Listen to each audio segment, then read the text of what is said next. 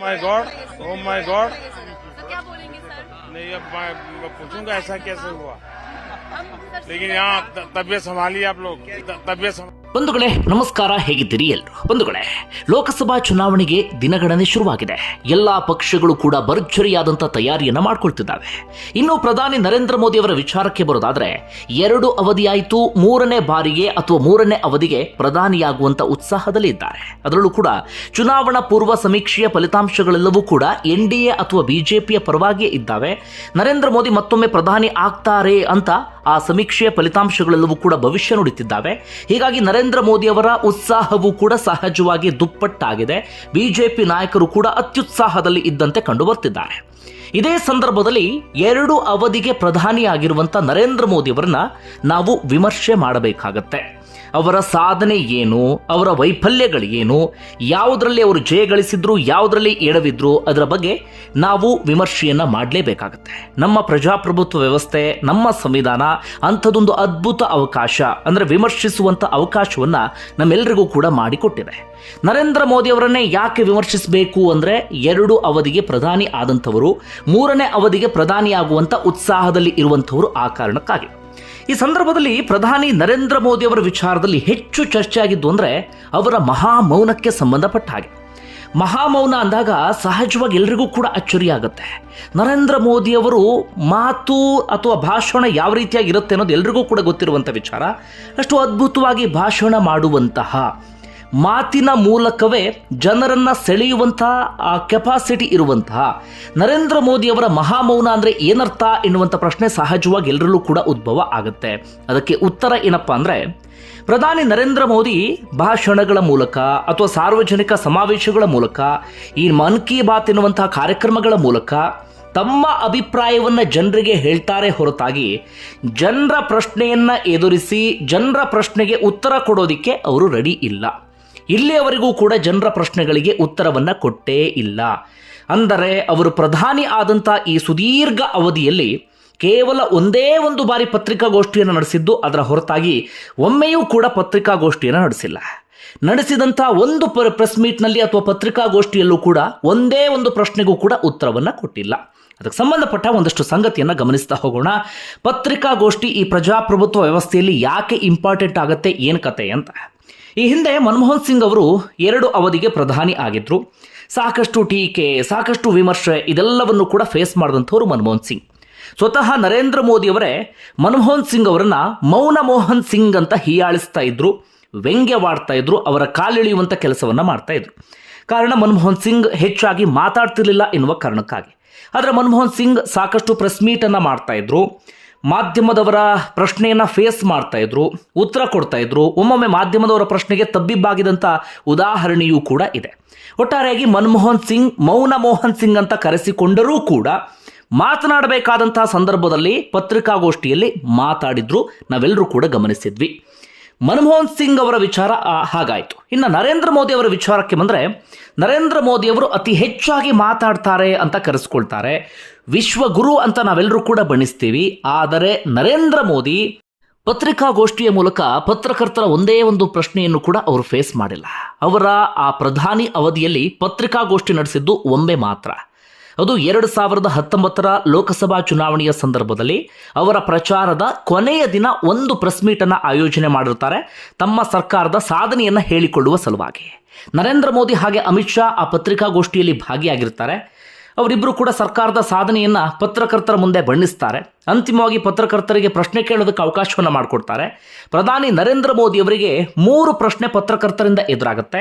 ಆದರೆ ಯಾವ ಪ್ರಶ್ನೆಗೂ ಕೂಡ ನರೇಂದ್ರ ಮೋದಿ ಅವರು ಉತ್ತರ ಕೊಡೋದಿಲ್ಲ. ಅದರ ಬದಲಾಗಿ ಅಮಿತ್ ಶಾರ ಕಡೆಗೆ ಬೆರಳು ಮಾಡಿ ತೋರಿಸ್ತಾರೆ, ಅಥವಾ ಅಮಿತ್ ಶಾ ಉತ್ತರ ಕೊಡ್ತಾರೆ ಎನ್ನುವ ರೀತಿಯಲ್ಲಿ ಹೇಳ್ತಾರೆ, ಅಥವಾ ಪ್ರಶ್ನೆಯನ್ನು ನಾನು ಅಮಿತ್ ಶಾರಿಗೆ ಪಾಸ್ ಮಾಡಿದ್ದೇನೆ ಎನ್ನುವ ರೀತಿಯಲ್ಲಿ ಹೇಳ್ತಾರೆ. ಎಲ್ಲ ಪ್ರಶ್ನೆಗೂ ಕೂಡ ಅಮಿತ್ ಶಾ ಉತ್ತರವನ್ನು ಕೊಡ್ತಾರೆ ಹೊರತಾಗಿ ನರೇಂದ್ರ ಮೋದಿ ಅವರು ಒಂದೇ ಒಂದು ಪ್ರಶ್ನೆಗೂ ಉತ್ತರಿಸುವುದಿಲ್ಲ. ಆ ಪತ್ರಿಕಾಗೋಷ್ಠಿ ಸಾಕಷ್ಟು ಟೀಕೆಗೂ ಕೂಡ ಕಾರಣವಾಗಿತ್ತು, ಸಾಕಷ್ಟು ಚರ್ಚೆಗೂ ಕೂಡ ಗ್ರಾಸವಾಗಿತ್ತು. ಅದೊಂದು ಪತ್ರಿಕಾಗೋಷ್ಠಿ ಹೊರತಾಗಿ ಇನ್ಯಾವುದೇ ಪ್ರೆಸ್ ಮೀಟನ್ನು ಕೂಡ ಮಾಡಿಲ್ಲ.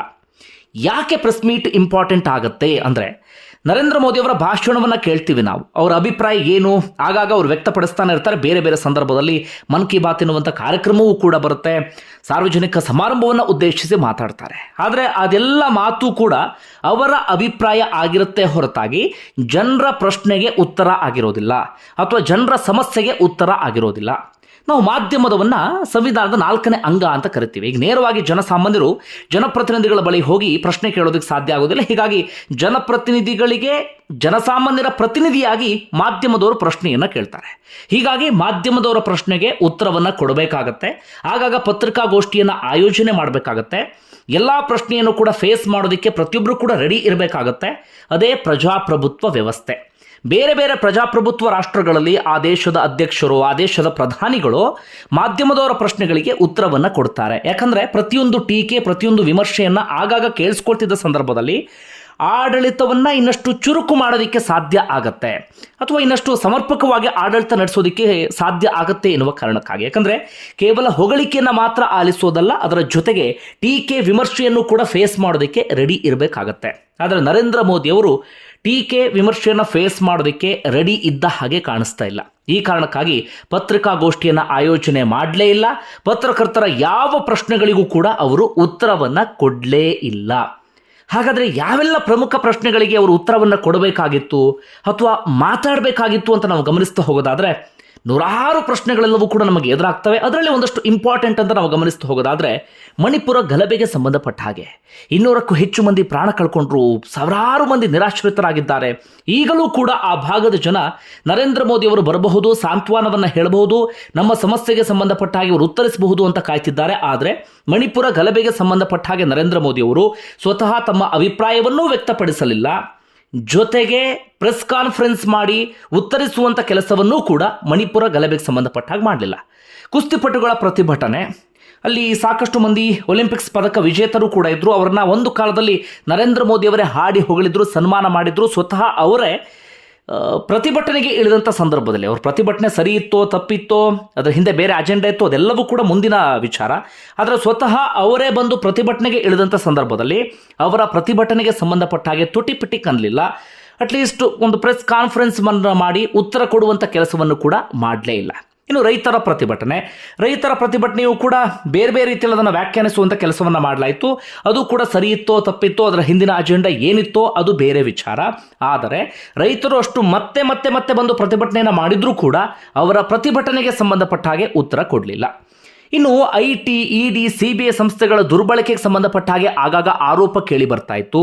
ಜೊತೆಗೆ ಬೇರೆ ಬೇರೆ ಪಕ್ಷದಲ್ಲಿ ಹಗರಣವನ್ನು ಫೇಸ್ ಮಾಡ್ತಿದ್ದಂಥವ್ರು BJPಗೆ ಸೇರಿದ ತಕ್ಷಣ ಅವರೆಲ್ಲರೂ ಕೂಡ ಕ್ಲೀನ್ ಆಗ್ತಾರೆ ಎನ್ನುವಂಥ ಆರೋಪ ಕೇಳಿ ಬರ್ತಾ ಇತ್ತು. ಆದರೆ ಅಂತಹ ಆರೋಪಗಳಿಗೂ ಕೂಡ ಉತ್ತರ ಕೊಡಲಿಲ್ಲ. ಜನರಿಗೆ ಇರುವಂಥ ಗೊಂದಲವನ್ನು ಬಗೆಹರಿಸುವಂಥ ಕೆಲಸವನ್ನು ಮಾಡಲಿಲ್ಲ. ಇನ್ನು ನಿರುದ್ಯೋಗ ಸಮಸ್ಯೆಗೆ ಸಂಬಂಧಪಟ್ಟ ಹಾಗೆ ಇತ್ತೀಚೆಗಷ್ಟು ಒಂದು ವರದಿ ಬಂದಿದೆ, ಇಂತಿಷ್ಟು ಶೇಕಡ ನಿರುದ್ಯೋಗ ಸಮಸ್ಯೆ ಜಾಸ್ತಿ ಆಗಿದೆ ಅಂತ. ಅಂತಹ ಪ್ರಶ್ನೆಗಳಿಗೂ ಕೂಡ ಉತ್ತರ ಕೊಡಲೇ ಇಲ್ಲ. ಇನ್ನು ಚಂಡೀಗಢದ ಮೇಯರ್ ಚುನಾವಣೆಯಲ್ಲಿ ಎಂತಹ ಎಡವಟ್ಟಾಯಿತು ಅನ್ನೋದು ನಿಮ್ಮೆಲ್ಲರಿಗೂ ಕೂಡ ಗೊತ್ತಿರುವಂಥ ವಿಚಾರ.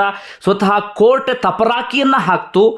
ಸ್ವತಃ BJP ನಾಯಕರೇ ಅಂಥದ್ದೊಂದು ಕೆಲಸವನ್ನು ಮಾಡಿದಂಥ ಕಾರಣಕ್ಕಾಗಿ ಆ ಪ್ರಶ್ನೆಗೂ ಉತ್ತರವನ್ನು ಕೊಡಬೇಕಿತ್ತು. ಆದರೆ ಅದಕ್ಕೂ ಕೂಡ ಉತ್ತರವನ್ನೇ ಕೊಡಲಿಲ್ಲ.